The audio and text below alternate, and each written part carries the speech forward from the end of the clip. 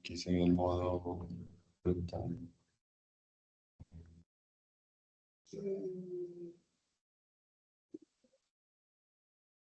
Sí, son cositas más.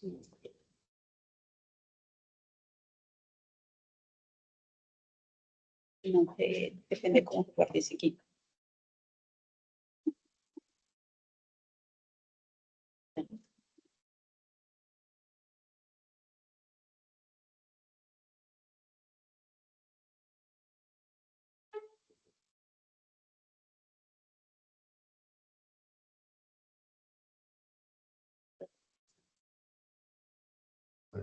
Realista.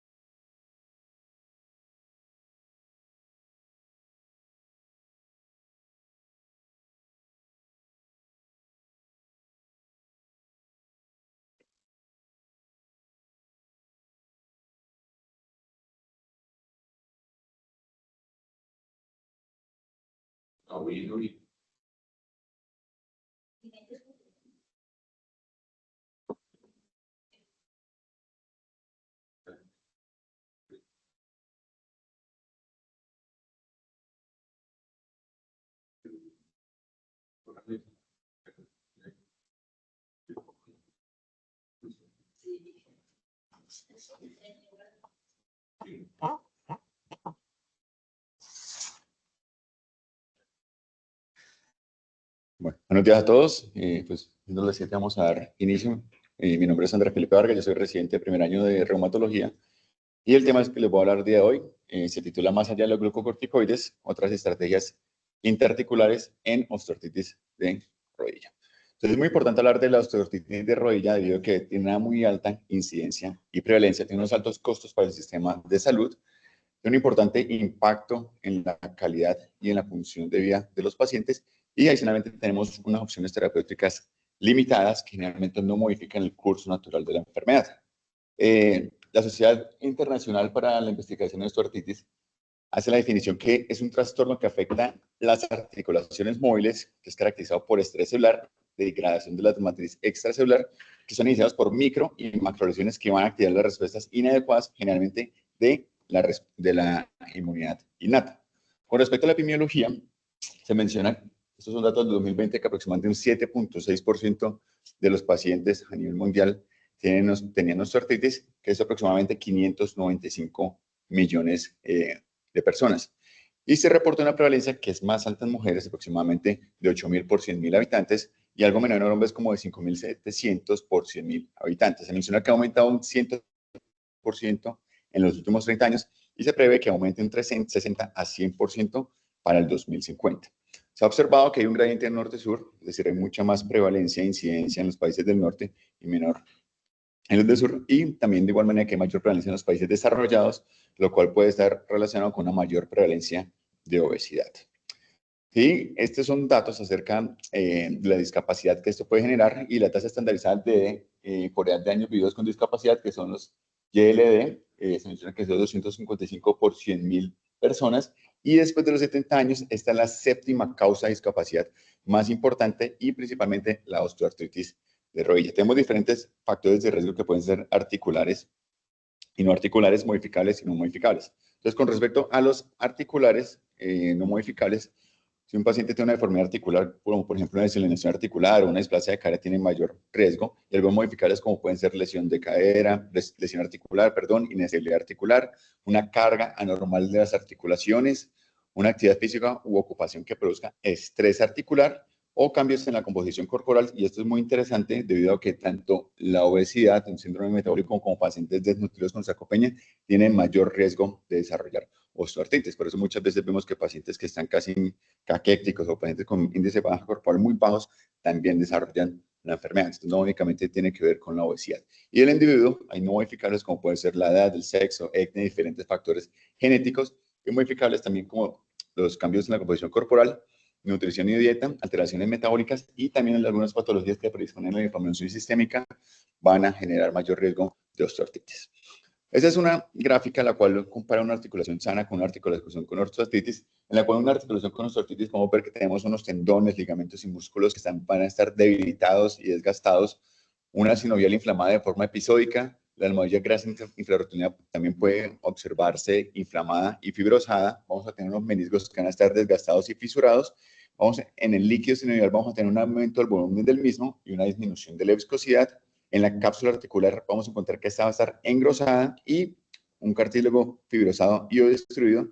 Va a haber la formación de osteofitos y vamos a tener una remodelación del hueso subcontral. Siendo como una mirada un poco más profunda, pero a la vez superficial, vamos a tener una compleja interacción entre el hueso, la sinovia, la grasa periarticular y el líquido sinovial, en donde van a tener una interacción de los osteocitos, osteoclastos, los sinoviocitos, los macrófagos, y vamos a tener un aumento de diferentes factores proinflamatorios y catabólicos con una disminución de los factores anabólicos. Entonces vamos a tener aumento de diferentes interleuquinas como 1, 6, 7, 8, 16, 18 y factores o aumento de metaloproteinasas y disminución de factores anabólicos como pueden ser las proteínas morfogénicas básicas o factor de crecimiento transformante beta o factor de crecimiento relacionado con la insulina. Todo esto va a llevar a un daño de tejido con mayor liberación de diferentes factores proinflamatorios, lo cual va a ser un círculo vicioso que va a generar degradación y lesión articular.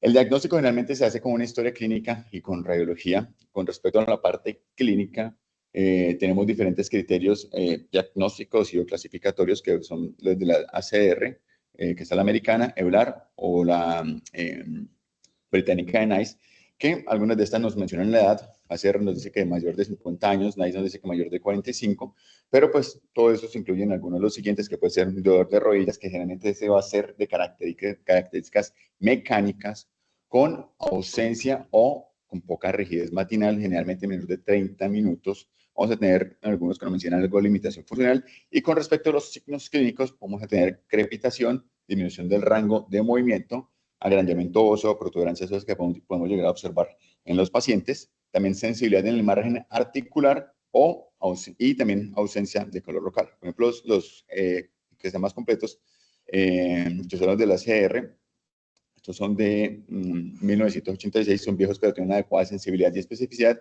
Y ellos dicen que el paciente debe tener sí o sí dolor de rodilla y crepitación. Y al menos 3 de los otros, que es ausencia o corta rigidez, rango de movimiento, agrandamiento óseo o sensibilidad marginal. Entonces esto le da aproximadamente una sensibilidad del 90% con una especificidad del 95%. Con respecto a la parte radiográfica, no me voy a extender mucho, pero generalmente lo que observamos más que todo en nuestra artritis de rodilla van a ser esos 3 cambios que van a ser muy característicos, como va a ser la presencia de osteofitos, espacio articular y de igual manera una esclerosis subcontral. Con respecto al tratamiento vamos a tener estos como 9 pilares, opciones terapéuticas que van a ser la educación de cuidado, intervenciones no farmacológicas, intervenciones farmacológicas.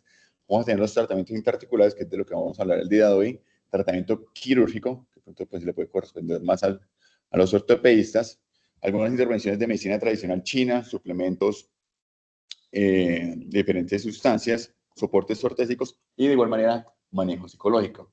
Esta es una gráfica en la cual compara las 4 principales guías, que es la CR, la EULAR, la Sociedad Americana de Cirujanos Ortopédicos y la OARSI, que es la Sociedad Internacional para la Investigación de Osteoartritis, la cual nos da las diferentes recomendaciones o los grados de recomendación para los tratamientos. Entonces, esta es de tratamientos no farmacológicos, entonces vemos que todas las guías van a tener una recomendación fuerte a favor para la pérdida de peso, programas de educación autocuidado y ejercicio físico. Ya para las otras intervenciones, digamos como entrenamiento de balance, yoga, tai chi, terapia cognitivo-conductual, pueden tener unas recomendaciones condicional a favor o fuerte a favor, y ya empezamos a ver que de pronto para otras intervenciones como acupuntura, la AAOS va a estar puente en contra, pero pues va a haber discrepancia, donde la ACR va a decir condicional a favor y la OARSI va a estar condicional en contra.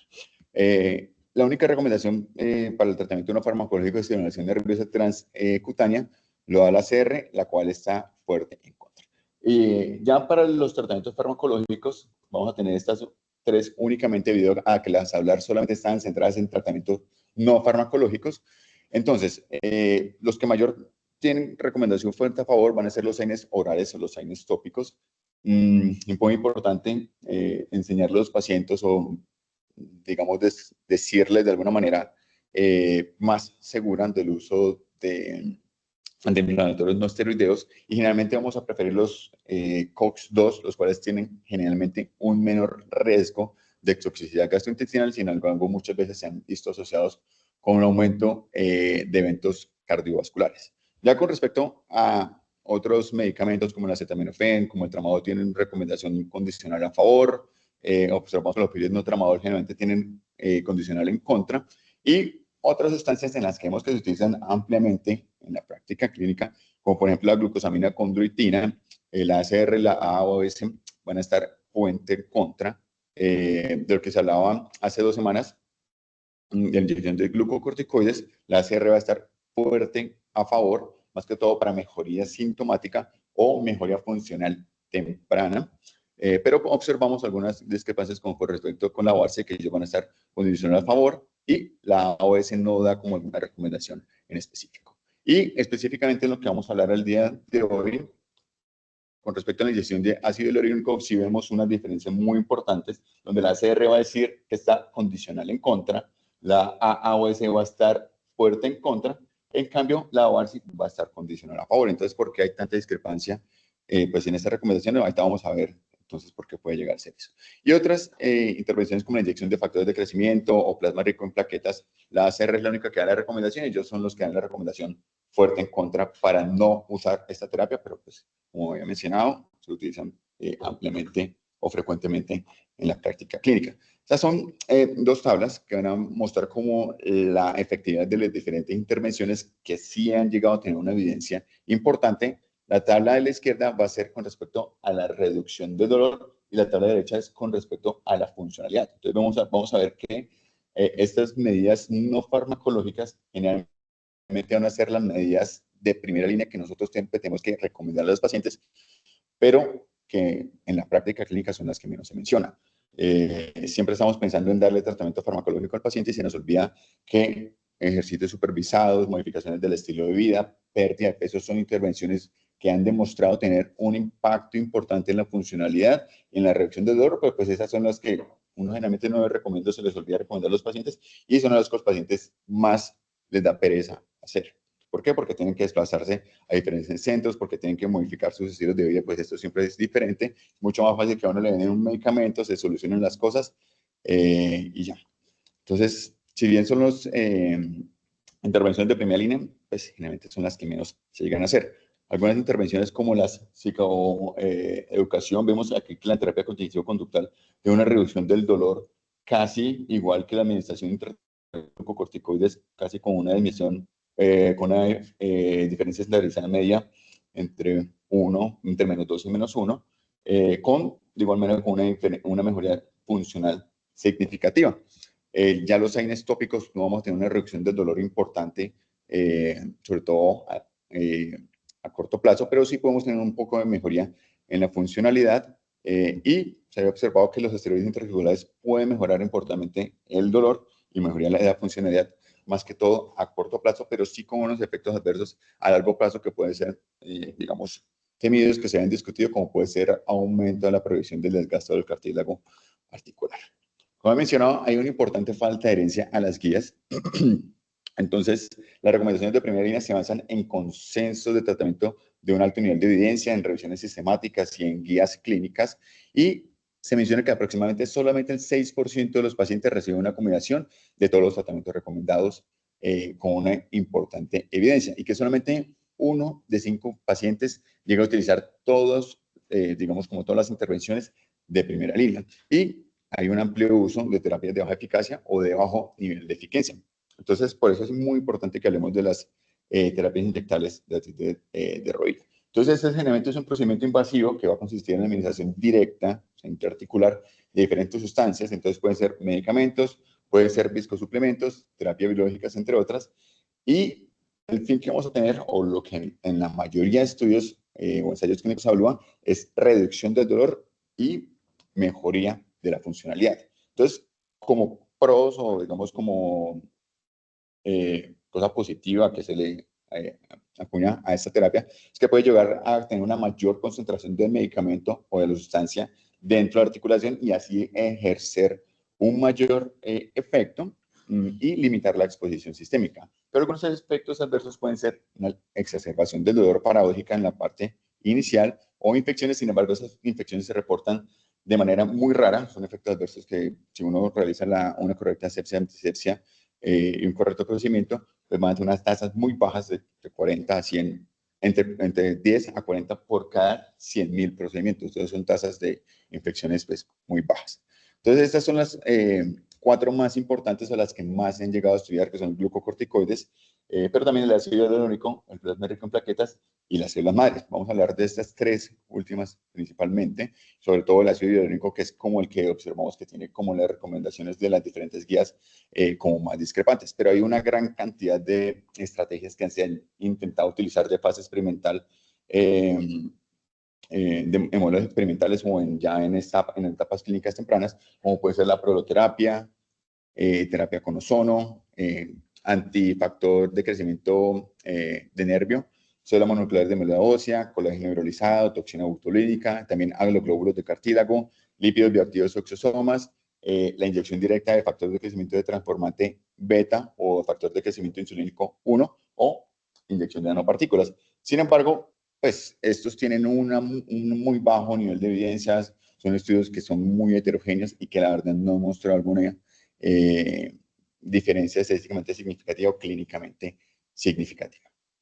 Entonces, con respecto al ácido hialurónico, este como tal es un glucoamiloglicano presente de forma natural en el líquido sinovial en la matriz extracelular del cartílago, que endógenamente va a tener diferentes funciones. Vamos a tener la función de lubricación, amortiguación mecánica, de igual manera se atribuye una función de homeostasis de microambiente, un efecto antiinflamatorio natural, un soporte articular y bioquímico y una estimulación de la proliferación celular. Entonces, ya cuando uno administra exógenamente el ácido hialurónico, experimentalmente se ha visto que tiene diferentes efectos, un efecto condroprotector, un efecto antiinflamatorio, un aumento de los proteoglicanos y síntesis de los glucosaminoglicanos, cambios estructurales del hueso subcondral y efectos analgésicos. Entonces, en la parte de condroprotección podemos observar que puede aumentar efectos anabólicos como el colágeno tipo 2, el colágeno tipo 9. En los efectos catabólicos puede disminuir la producción de diferentes metaloproteinasas, dióxido nítrico, dióxido nítrico sintasa.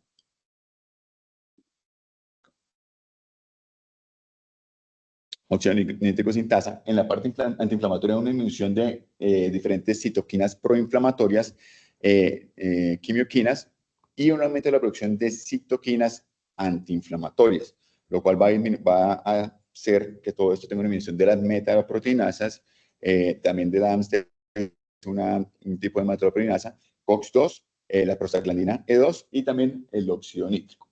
Con respecto a los efectos analgésicos que se le atribuyen, es que tiene una disminución de la producción del factor de crecimiento del nervio, una disminución de los neurotransmisores, de los neurotransmisores relacionados con el dolor y también una disminución de la acción de los nociceptores. Con respecto a los efectos en el hueso subcondral, se menciona que puede tener un engrosamiento del platillo del hueso subcondral, un aumento del volumen del hueso, un aumento del número de trabéculas y una separación, una disminución de la separación de las trabéculas. Entonces, tenemos diferentes características que pueden tener este ácido hialurónico exógeno y se puede clasificar o diferenciar en diferentes partes. Entonces, tenemos que se puede clasificar por el peso molecular, con los cuales tienen un bajo peso molecular, generalmente menos de 1 millón de Daltons. Un alto peso molecular es mayor de 1 millón de Daltons, y ultra alto peso molecular, que generalmente viene siendo mayor de 6 millones de Daltons. Teóricamente se mencionan como algunas diferencias. Se menciona que el ultra alto peso molecular va a tener como un mayor soporte mecánico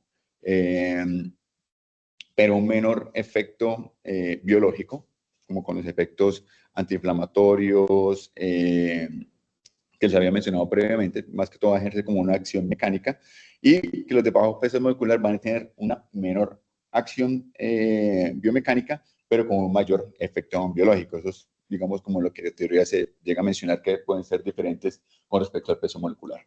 Con respecto al origen, podemos tener biológicos que generalmente van a ser obtenidos de crestas de gallas, o también podemos tener biofermentados que van a ser mediante bacterias, y estos generalmente son más puros y son menos inmunogénicos que los de la cresta de carne.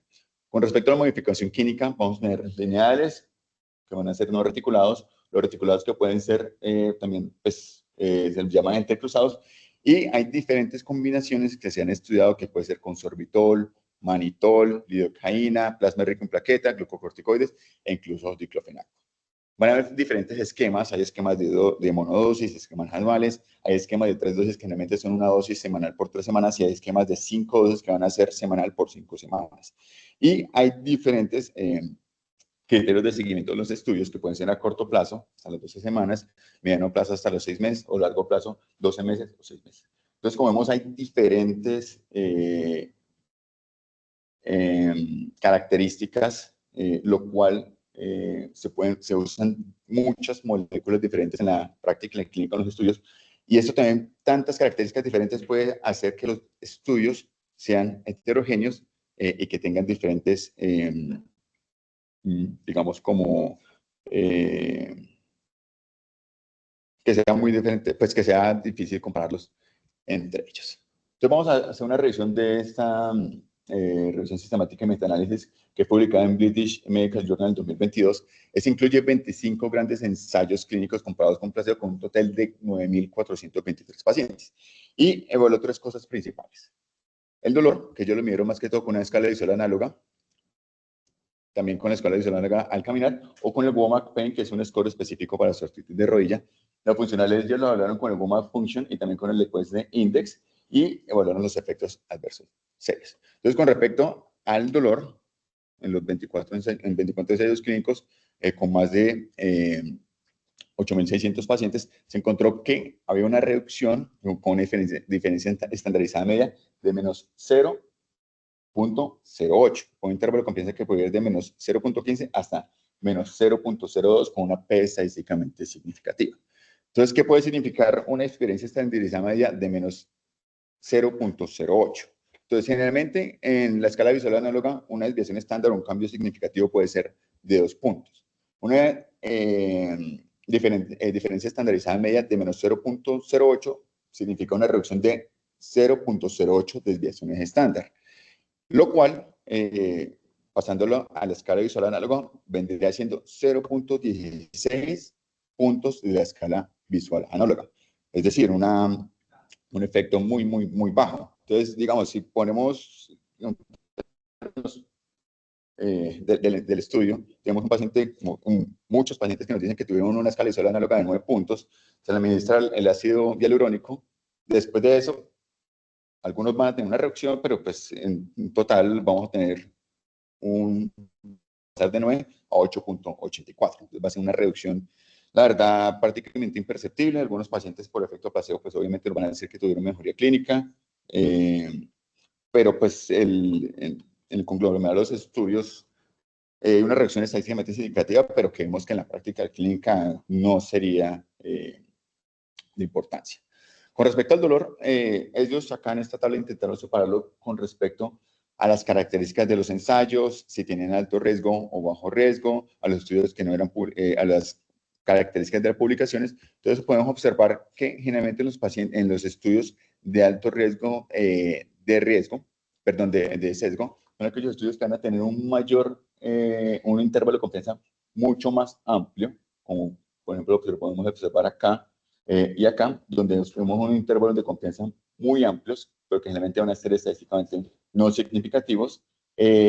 Aquí lo separaron con respecto al sesgo, de la manera en que se medía el desenlace, y se observó que en el estudio que tiene un mayor riesgo se tiene un efecto mucho más positivo, con una disminución del dolor, con una diferencia estandarizada media de 0.42, pero pues esto, digamos, alcanza a ver de que hay muchos estudios con una gran cantidad de sesgos que pueden traer el total de datos pues más hacia la parte de beneficio clínico. También lo separaron con respecto a las características de la intervención, todas estas características que le había mencionado, al número de ciclos, a las estructuras, al seguimiento, al número de inyecciones o al peso molecular, pero tampoco se observan como diferencias significativas entre los subgrupos, como para nosotros poder decir, no, en la dosis única de un alto peso molecular, si se observan diferencias significativas, si podemos utilizar un preparado específico de ácido hialurónico, no. Entonces, no hay como una medida significativa con respecto a la parte del dolor. Con respecto a la funcionalidad, en los 19 ensayos con más de 6.000 pacientes, se observó también una diferencia estandarizada media de menos 0.11, estadísticamente significativa, con un valor de P de 0.01. Pero ya yéndonos a la evaluación de la funcionalidad, podemos observar que una desviación estándar generalmente utilizada en los estudios clínicos del WOMAC, function, que es como miden la funcionalidad, es de 12 puntos. Esta es, digamos, esta es una escala que ahorita les voy a mostrar que generalmente va hasta 96 puntos y en algunos casos hasta 180 puntos. Entonces, una diferencia estandarizada media de menos 0.11 equivaldría totalmente a una disminución en el WOMAC function de 1.32 puntos. Entonces, este es el WOMAC function, generalmente se le da, pues es un cuestionario para el paciente, entonces el paciente tiene que poner acá en cada uno de estos ítems pues lo que él siente y a cada uno, si es no o leve, moderada, severa o extrema, se le da un punto de 0, 1, 2, 3, 4, 5. Entonces, un cambio en el WOMAC function de 1.32 es que el paciente en solamente uno de estos ítems tenga una reducción de un punto, entonces tampoco va a ser significativo. Un paciente que te consulta con un WOMAC function de 90 y la mesa del ácido hialurónico, te gastas un buen dinero, bueno, el paciente gasta porque ahorita vamos a discutir de los costos, y generalmente pues una reducción que no va a ser estadísticamente clínica significativa, solamente de un punto, cuando algo significativo son 12 puntos. Tampoco hay diferencias significativas con respecto a la funcionalidad en el diseño de los estudios o también las características de la intervención. Tampoco.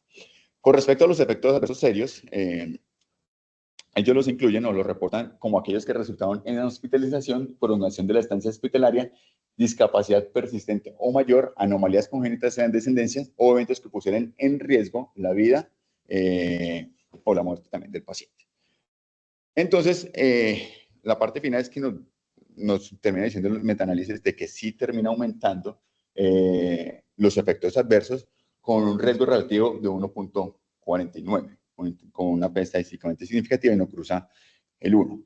Pero cuando uno se va como a hilar más fino y se va a ver los apéndices suplementarios para ver cuáles fueron los efectos adversos reportados en los diferentes estudios para que nos digan que sí es como más riesgoso o más dañino el ácido hialurónico, uno se encuentra estos efectos adversos que la verdad reportan cualquier tipo de efectos que no tienen nada de relación con la administración del ácido hialurónico. Entonces, reportan como efecto adverso serio que el paciente le dé un cáncer, que el paciente tenga paro cardiorrespiratorio, que tenga hipocalemia, disnea, cáncer, melanoma, dolor abdominal. Entonces, si no tienen nada de relación, pero sí lo reportan como efectos serios porque ocurrieron pues después de que le administraron el medicamento,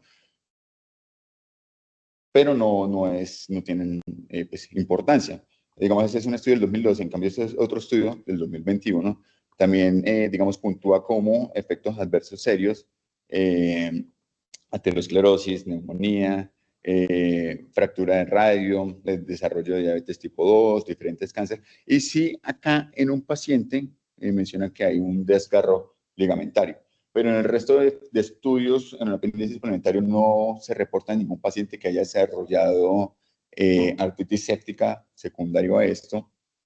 Y solamente llegué a observar en un estudio que mencionaba con paciente desarrolló osteomielitis, pero no mencionaba exactamente de qué sitio.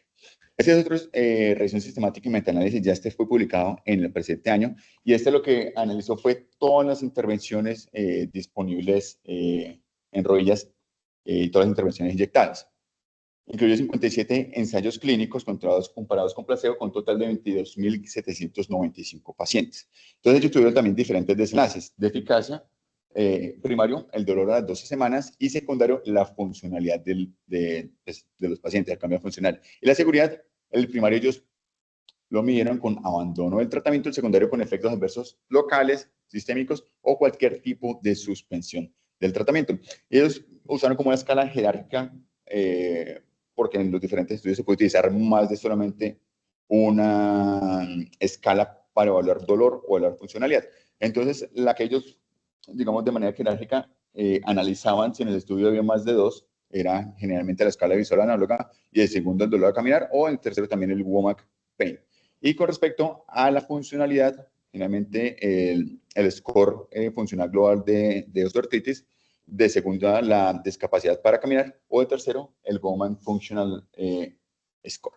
Entonces, en la parte que ellos nos mencionan de la administración de ácido hialurónico o cualquiera de sus combinaciones, no se observa, o sí, perdón, en esta parte acá sí se observa como también una diferencia estadísticamente significativa con una reducción de menos 0.10 diferencias estandarizadas medias con un intervalo de confianza de menos 0.20 a menos 0.01, o sea, está ahí prácticamente al lado del cero. Que si nos podemos también a ver la magnitud de esta intervención comparándola con el otro metanálisis que tiene una diferencia estandarizada media de 0.08, no termina siendo absolutamente nada con respecto a la reducción del dolor. Cuando ellos lo separan con respecto a los estudios que tienen un alto riesgo de sesgo con respecto a los estudios que tienen un bajo riesgo de sesgo, vemos que cuando tienen un bajo riesgo de sesgo no termina siendo estadísticamente significativo el cambio en el dolor, pero que en los estudios que sí tienen un alto riesgo de sesgo, que fueron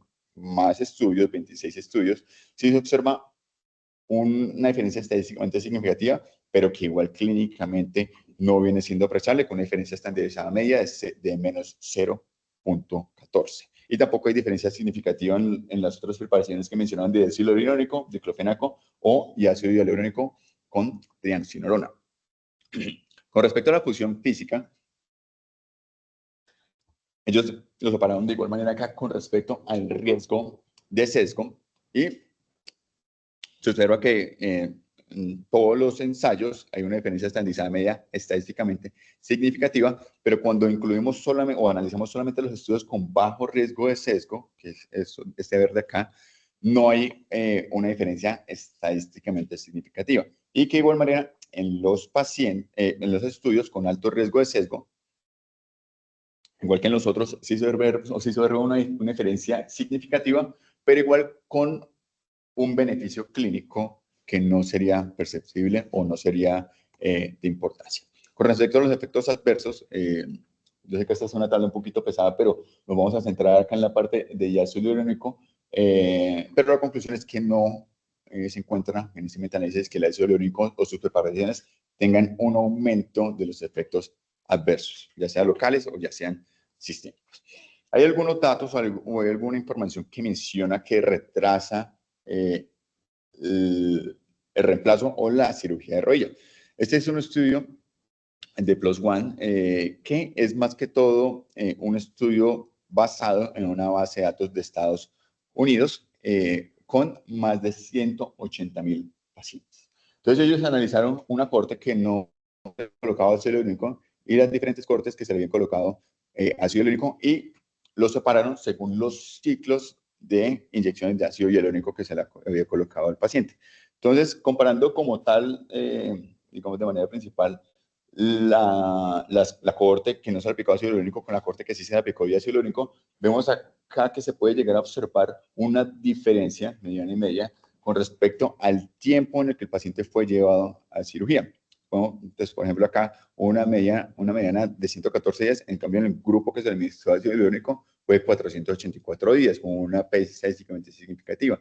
Y se observa un efecto pues que va incrementando cada vez mucho más, podemos observar acá, entre más ciclos de ácido hialurónico que se le coloquen a los pacientes.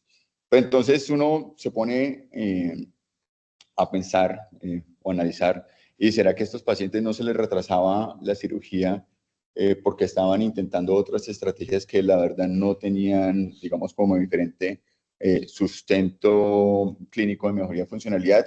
Y no sé, que el paciente llegaba con dolor y le colía como inyección de ácido hialurónico, el paciente llegaba después, le colocáramos otra inyección, después le colocamos otra inyección y así íbamos alargando y prolongando el tiempo hasta la cirugía, pero quién sabe si esos pacientes efectivamente presentaban algún tipo de beneficio clínico. Entonces, no sé si esto sea de que te mantenemos al paciente a punta de inyecciones de ácido hialurónico, no lo operamos, pero el paciente no mejora funcionalmente y no mejora tampoco su dolor. Entonces, basados como en esos estudios, no solamente americanos, sino algunos españoles, estudios de costo-efectividad, pues pueden llegar a mencionar que es más costo efectivo que intervenciones, incluso las conservativas, como las había mencionado al principio de las primeras líneas, disminución de peso, ejercicio o incluso terapia cognitivo-conductual. Este estudio acá menciona que es mucho más efectivo que incluso administrar todas esas intervenciones, o este estudio español que menciona de igual manera que colocar ácido hialurónico es más costo efectivo que reemplazar una rodilla, pero pues eso obviamente es claro, un costo de operar una rodilla, no sé la verdad cuánto sea, pero eso va a ser millones, y el costo de aplicar ácido hialurónico va a ser mucho menor. Si mantenemos al paciente a punta de aplicarle ácido hialurónico, pues obviamente va a ser mucho menos gastos para el sistema de salud, pero finalmente el paciente va a terminar llegando a donde es. Y este es el único estudio que encontré que es de costo efectividad, que es americano, que la verdad mencionan de que no pueden estar a favor ni en contra sobre un efecto importante de costo efectividad, debido a que los estudios tienen diferentes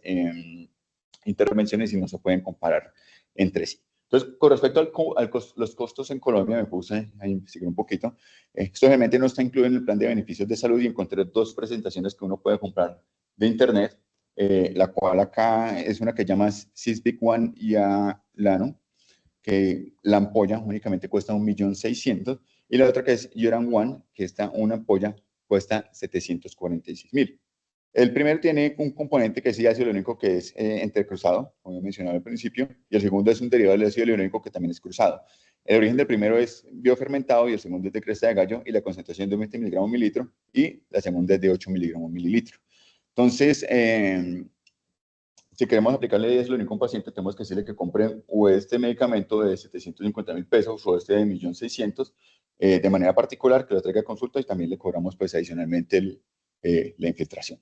Entonces, si nos, la, y la guía ecográfica se realiza con guía ecográfica, ¿sí? Entonces no sé cuántos millones pueda llegar finalmente a costar eso, digamos, no sé, la verdad, pensaría que de pronto alguien podría cobrar el procedimiento a 400.000 pesos, más el medicamento, sería un costo total del paciente de 2 millones, para un beneficio que la verdad, como observamos, según los diferentes estudios clínicos con bajo riesgo de sesgo, los diferentes metaanálisis, no es un beneficio que sea clínicamente significativo para el paciente. Entonces sí sería un gran costo para el paciente. Tenemos muchos pacientes de bajos recursos que de pronto se pueden ofrecer terapias diciendo que van a mejorar mucho, que pueden mejorar inmediatamente por algo de efecto placebo, ¿sí? Pero que a medida de largo plazo no va a ser significativo.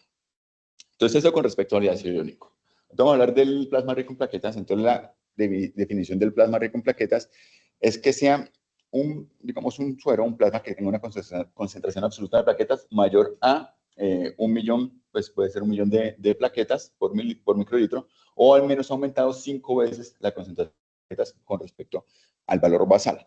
Entonces, ¿cómo se obtiene este? Realmente me puse a investigar, y hay muchos laboratorios que pueden ofrecer el servicio de obtener un plasma rico en plaquetas, y la verdad no termina siendo tan costoso. Me puse a averiguar y hay uno como Biolab, creo que es de acá en Medellín, que por un plasma rico en plaquetas, un vial, cobran 70.000 pesos. Entonces, digamos, hace una infusión del paciente, hace un centrifugado de la sangre, sin embargo, no hay una estandarización con respecto al tiempo, a velocidad, ni con respecto al número de centrifugaciones que se tiene que hacer.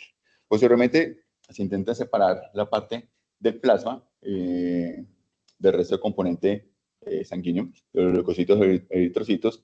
Sin embargo, hay algunos preparados o algunas partes que dicen que puede ser muy pobre en leucocitos, o sea, que hagan un separado muy meticuloso, o medianamente vuelto rico en leucocitos con un separado, pues, digamos, con algunas con unas características no tan meticulosas. Y posteriormente se da como una sustancia que puede ser el cloruro de calcio, la trombinobomina o el colágeno tipo 1 para activar las plaquetas, y posteriormente se le inyecta esto de manera intraarticular al paciente. Entonces, con respecto al mecanismo de acción que se le propone que tiene el plasma rico en plaquetas, van a ser diferentes. Entonces, con respecto en el contexto de la matriz extracelular, se menciona que puede tener un aumento de la síntesis de proteínas bioactivas y un aumento de la producción de factores de crecimiento, como un aumento de la regeneración de la matriz extracelular y un aumento de los ligandos de la matriz intracelular como tal. Con respecto a unos efectos antiinflamatorios, se dice que el plasma rico en plaquetas puede inhibir el receptor soluble de factor de crecimiento tumoral o el receptor de la interleucina 1 y de esta manera disminuir la producción de metaloproteinasas y también se menciona que puede aumentar la producción del factor de crecimiento transformante beta 1. Por otra parte, se menciona que puede producir diferentes factores de crecimiento, como sería el factor de crecimiento derivado de las plaquetas, factor de crecimiento transformante beta, factor de crecimiento derivado de la insulina o el factor de crecimiento de los fibroblastos 2. Y estos factores de crecimiento ejercer una acción sobre los osteoblastos, aumentando la proliferación de los osteoblastos, aumentando el depósito de colágeno, aumentando la formación ósea y aumentando la regeneración ósea. Por otra parte, estos mismos factores de crecimiento pueden tener una acción en los sinoviocitos, aumentando la producción de diéster iónico. Entonces, todos esos son como efectos in vitro que se le han visto a esta terapia. Entonces, ¿qué evidencia tiene el plasma rico en plaquetas? Lo siguiente, si no voy a ser tan, digamos, tan extenso como lo fui con el ácido hialurónico, porque ya las guías son muy, digamos, consistentes con las recomendaciones, pero esta es la revisión sistemática y metaanálisis de este año con los mismos pues, ensayos que le han mencionado y con los mismos pacientes. Entonces, ellos acá incluyen 5 ensayos con aproximadamente 986 pacientes, en los cuales nos mencionan que el plasma rico en plaquetas tiene una diferencia estandarizada media de menos 0.56, que puede ir desde 0.79 hasta 0.32, pudiendo sugerir de que es mejor la parte de la intervención. Esto es con respecto al dolor en las 12 semanas. Sin embargo, cuando los separamos los estudios con respecto al riesgo de sesgo que tienen los estudios con bajos riesgos de sesgos, no se observa una diferencia estadísticamente significativa y se observa que los estudios con más cantidad de sesgos, pues que son la mayoría, 4 estudios con 842 pacientes, son los que se arrastran como el resultado final del forest plot hacia que la intervención puede ser efectiva. Entonces, se puede decir de que puede llegar a servir, pero basado en estudios con una gran cantidad de riesgos, de sesgos. Entonces, si nos quedamos únicamente con los estudios que están adecuadamente diseñados y que podemos confiar en los resultados, no hay una diferencia estadísticamente significativa con respecto al dolor a 12 semanas. Si nos vamos a ver la función física, que generalmente también fue evaluada con el Woman Function, todos los ensayos mencionan también una diferencia en la función física, una disminución de diferencia estandarizada media de 0.20, que esto podría ser una disminución aproximadamente del Woman Function de 2 puntos, ¿sí? Que también viene siendo una intervención de muy bajo efecto, que posiblemente no va a tener algún efecto pues, importante en el paciente. Y cuando lo separamos con respecto al riesgo de sesgos, pasa lo mismo, que los estudios con alto riesgo de sesgos son los estudios que van a, digamos, van a acarrear la parte del resultado hacia un efecto benéfico y que el estudio con bajo riesgo de sesgo no vamos a tener una diferencia estadísticamente significativa. Con respecto a los efectos adversos, sí no se observó alguna diferencia significativa entre los eventos adversos en los pacientes que se le administró plasma rico en plaquetas o los pacientes que se le administró placebo. Y bueno, por último, con respecto a las células madre mesenquimales, pues estas van a ser células multipotenciales capaces de diferenciarse en condrocitos, osteocitos o adipocitos. Vamos a tener diferentes fuentes, sin embargo, las que van a ser más frecuentemente utilizadas van a ser las de médula ósea, las de tejido adiposo. Realmente no, digamos, en otros contextos o en otras situaciones puede utilizar de condón umbilical o membrana o líquido amniótico. Sin embargo, en el contexto de osteoartritis de rodillas no ha sido utilizado de estos dos sitios. Con respecto a las dosis, estas no están estandarizadas, pero se pueden llegar a dividir entre dosis bajas, que se refiere entre la inyección por rodilla, entre 10 a 50 millones de células madres mesenquimales, y dosis altas de más de 100 millones de células por rodilla. Y también se menciona que estas pueden tener algunos mecanismos de acción pues, importantes. Entonces, con respecto a los condrocitos, puede favorecer la diferenciación condrogénica con aumento de la producción de matriz extracelular. Se menciona también que los macrófagos pueden llevarlos a que hagan un switch al perfil proinflamatorio al perfil antiinflamatorio, ejerciendo de igual manera una inmunomodulación con disminución de los linfocitos B, de los linfocitos T, sobre todo la actividad de estos, también de la activación de los NK, activación de las células dendríticas y también, pues como había mencionado, aumento de la polarización del fenotipo proinflamatorio a antiinflamatorio.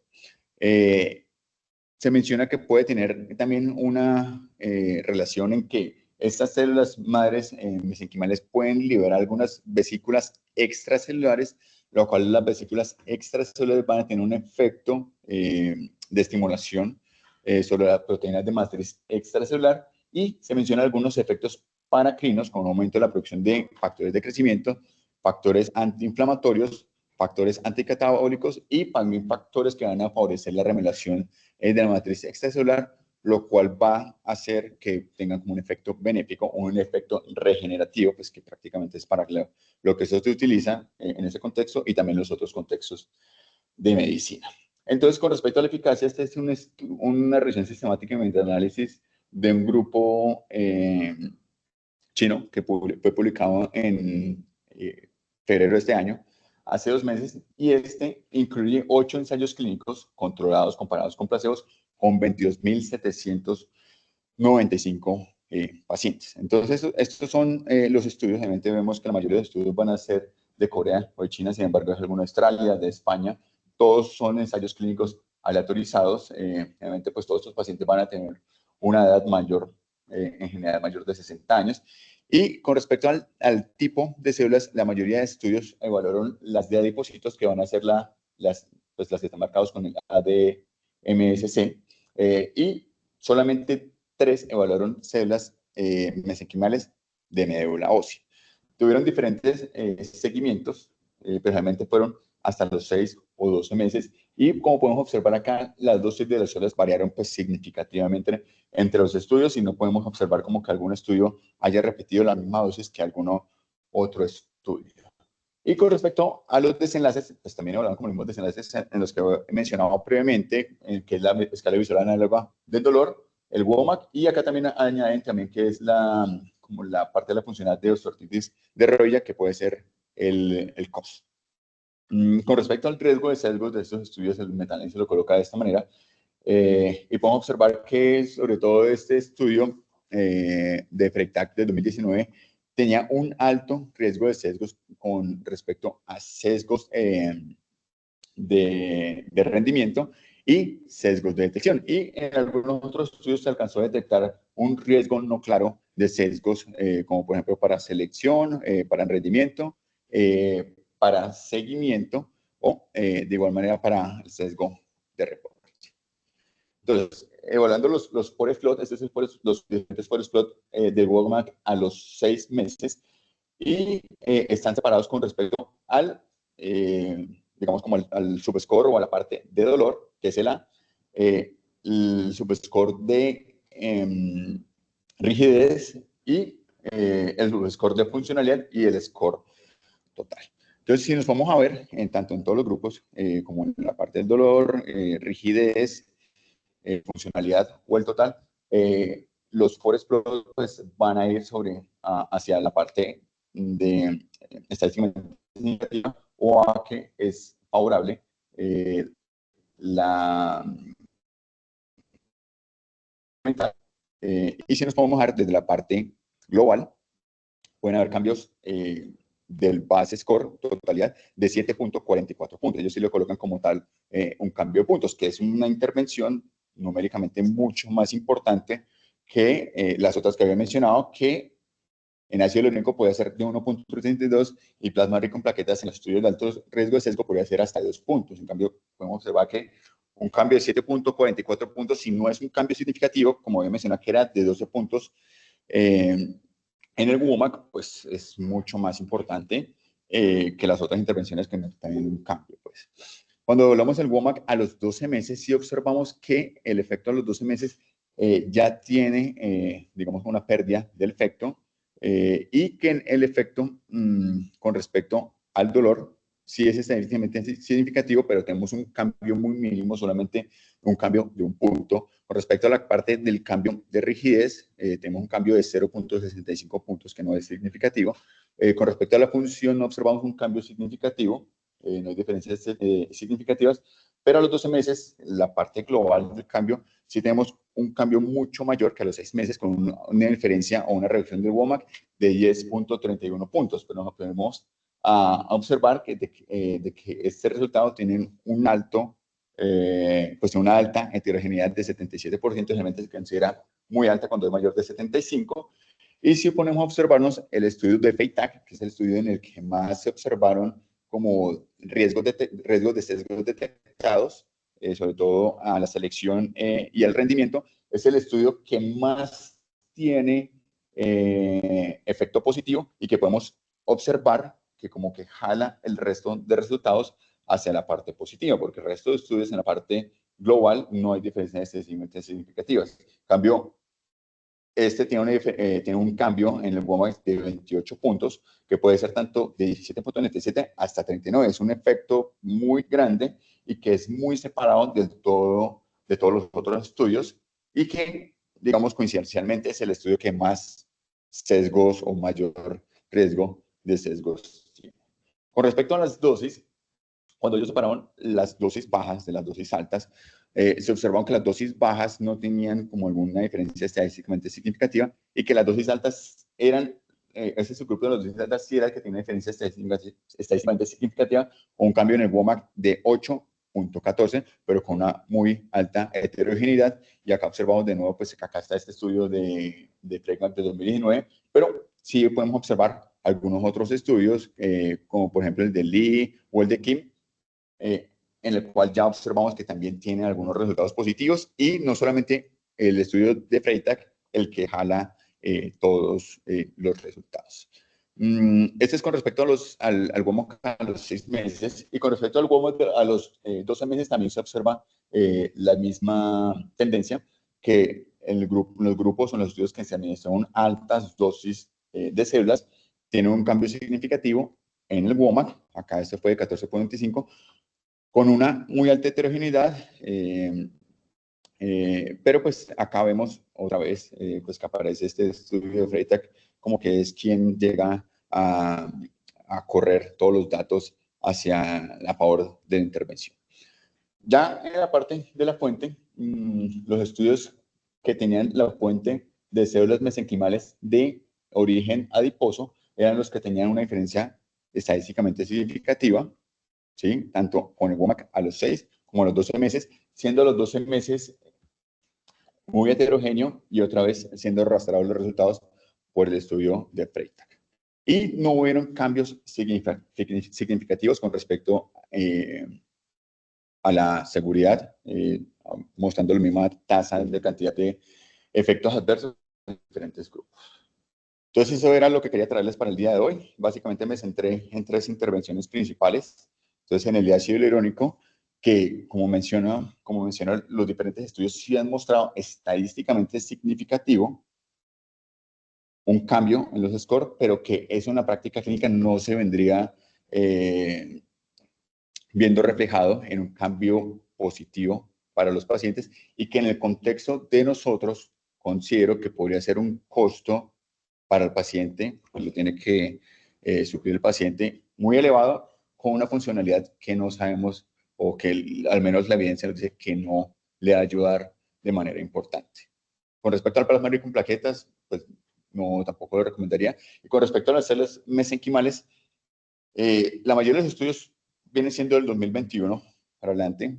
Observamos que hay algunos problemas metodológicos y tenemos algunos problemas de sesgo y en el metaanálisis el estudio con mayor riesgo de sesgo es el que arrastra todos los resultados, pero en los otros estudios hay algunos resultados prometedores y considero que es una terapia que si de pronto se le estudia algo más, podría tener algún efecto benéfico a futuro con estudios de mejor calidad, menor riesgo de sesgos, pero igual, pues yo creo que vendría siendo también una terapia extremadamente costosa y tendríamos que evaluar si los cambios en la funcionalidad o en el dolor que el paciente reciba a pesar de este tratamiento valdría la pena y más en un sistema de salud como el de nosotros. Entonces quedo atento a cualquier duda en que te pregunte y muchas gracias por la atención.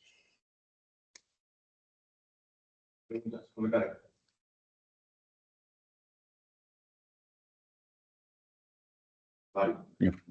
Muchas gracias, muy interesante porque pues como el panorama, los datos que tenemos desde los hallazgos preclínicos, que son los que muestran como la fisiopatología. Sí, listo. Y los hallazgos clínicos, que son estos hallazgos de los metaanálisis. Casi siempre, cuando uno le hablan de fisiopatología y uno ve todos sus mecanismos de acción, a uno le parece maravilloso que esto va a funcionar. Esa es una forma de aprendizaje que se dio muy fuerte en el siglo XX, porque a partir como de las conexiones lógicas, uno llegaba como a esos razonamientos en los que uno decía, si esto está presente y si esto, entonces esto va a funcionar. Pero el siglo XXI se diferencia en el aprendizaje y el conocimiento médico, que no solamente basta eso, sino que se tiene que demostrar con datos de pacientes que nos muestren un desenlace que efectivamente se aliviaron los primorales. Y esa es la segunda parte que muestras, y ya, por ejemplo, con el ácido hialurónico, después de que nos muestran esto tan maravilloso de tantos mecanismos posibles de acción, uno mira y se da cuenta que no funciona el ácido hialurónico. Lo cobran carísimo, pero lo siguen aplicando muchos médicos. Y la decisión la toman a partir de algo que se llama la falacia del pueblo. La falacia del pueblo o la falacia de autoridades. Si todo el mundo lo hace, pues yo también. O si lo hace esta persona que tiene mucha autoridad, que siempre llega alguien que es muy elocuente, que habla muy agradable, que dice yo lo aplico y me va muy bien, entonces aplica. Sí, entonces los demás lo siguen. Pero los datos siguen mostrando cada vez, pues yo estoy haciendo el seguimiento al ácido hialurónico desde hace como 15 años, 12, 15 años, porque es un boom inicialmente y siempre ha sido muy caro. Y los pacientes, de tu pacientes que llegaban con la ampolla del ácido hialurónico, los médicos a decirle, aquí la tengo, pero los datos de los metaanálisis siguen mostrando que no tiene, lo que tú quieres decir, el término que se debe utilizar es, no tiene un cambio mínimo clínicamente significativo. Sí, o sea, hay un cambio estadístico significativo, pero clínicamente no es importante para nosotros. Y las demás intervenciones están ahí, de pronto de las células pueden tener futuro. Sí, de altas dosis.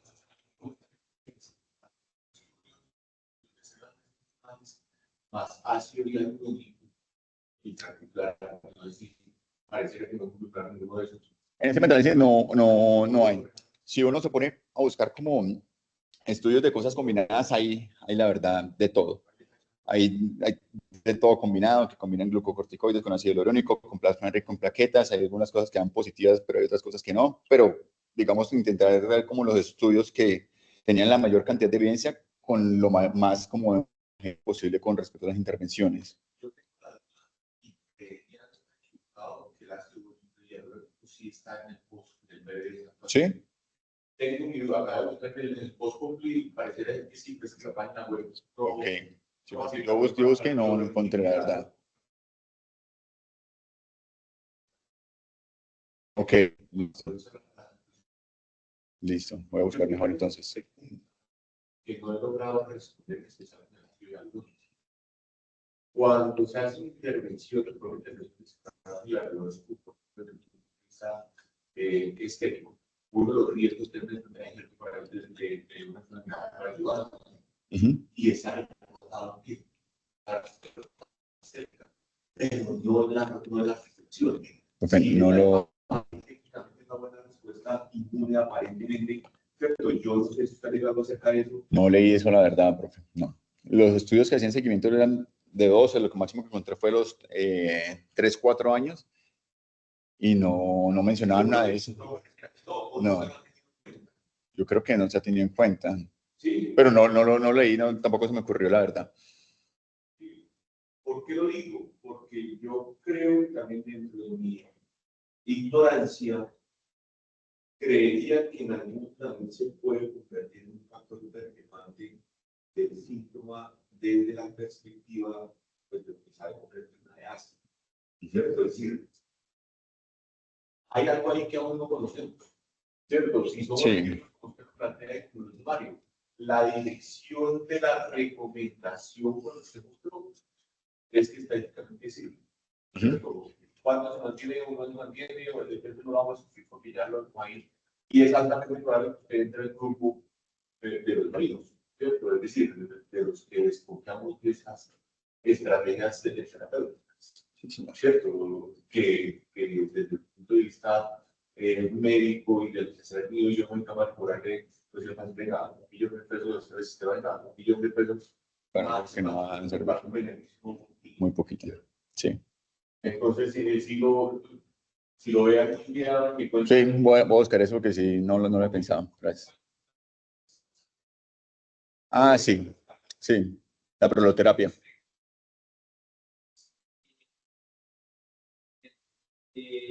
Si se hace una sola centrifugación, o sea, la idea es hacer centrifugación y a partir de la centrifugación extractar con una pipeta, un contenido y dejar el sobrenadante. Deben hacer, cuando se hace una sola, los resultados no son muy buenos, hay que hacer 2 ciclos de centrifugación. Al hacer los 2 ciclos, entonces en un ciclo se sacan primero los glóbulos rojos y luego en el otro ciclo se sacan los glóbulos blancos. Cuando la centrifugación es muy débil, lo que ocurre es que queda muy cargado de glóbulos rojos y de glóbulos blancos. Entonces el paciente va a tener un estado inflamatorio, o sea, le está pasando sangre de aquí para allá y básicamente lo que va a tener es un estado inflamatorio cuando le hagan la inyección. Por eso, vale. O lo otro es que se haga una centrifugación muy exagerada y se mueren las plaquetas. Las plaquetas ya no son viables, entonces también falla por eso. Entonces hay varios protocolos y hay que tener el cálculo del protocolo bien hecho, porque incluso tiene que ver cuando el centrifugado tiene 2 ruedas, una rueda donde se pone un anillo pues, de ensayo y otra externa. Cuando se pone en la rueda interna es diferente la fuerza gravitacional que se ejerce a cuando se pone en la externa, y hay fórmulas para eso se puede calcular. Entonces también cambia demasiado en dónde se pone por la distancia que hay. Sí, es como cuando uno monta en una feria de esas de diversión, en un centrifugador de esos. A usted que le gustan los cerdos, esa es la tendencia. Es que no puede ver. Hay una tendencia, no sé si lo vio ahí. Hay algunos meta-análisis sistemáticas hablando en especial de estas preparaciones que involucran un intento que dice que los autores especifican cómo se preparan. Hay diferentes metanálisis, pero es más que todo separado con respecto a la parte de si es pobre o está totalmente, digamos, ausente de leucocitos o bajo leucocitos. De calidad y de riesgo de sesgos del estudio humano. Sí. Pero cada estudio tenía la parte de centrifugado totalmente diferente, por eso coloqué ahí que eso no está estandarizado por ningún sitio, ni el ciclo de velocidad, ni nada. Bueno, muchas gracias.